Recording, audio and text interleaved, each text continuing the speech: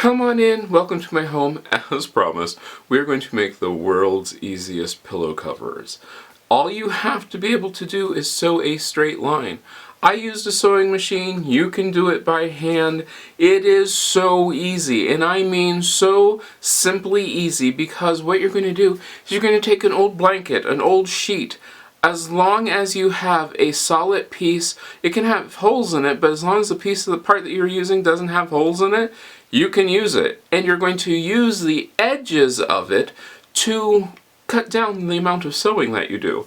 It is really, really easy. You don't even have to measure anything. You can literally eyeball this one. I'm going to show you on this blanket on how to do this, but I've already done it and I will show you the finished product. It is just really, really simple. Let's do the close-ups. Alright, the first thing that you're going to do is you're going to take your blanket and you're going to fold it in half.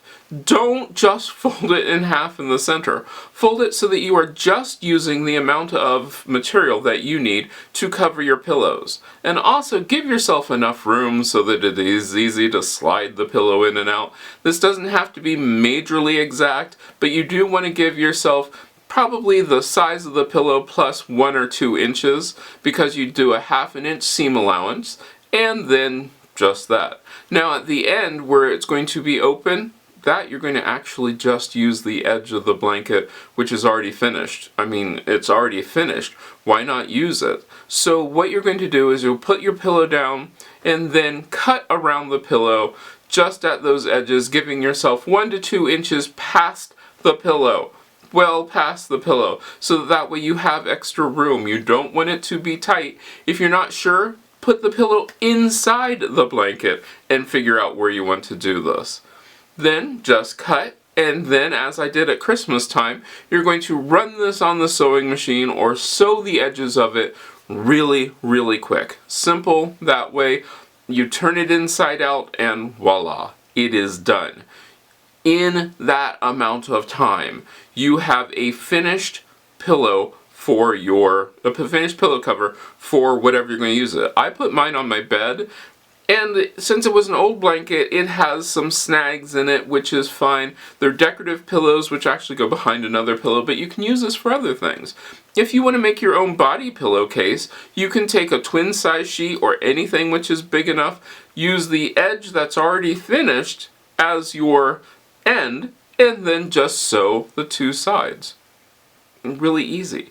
I mean, this is so easy and so simple. Anybody can do this, and I honestly mean anybody can do this in a short amount of time. I mean, think about this. In the time that's taken me to do this video, you can literally cut out the pillow and sew it together.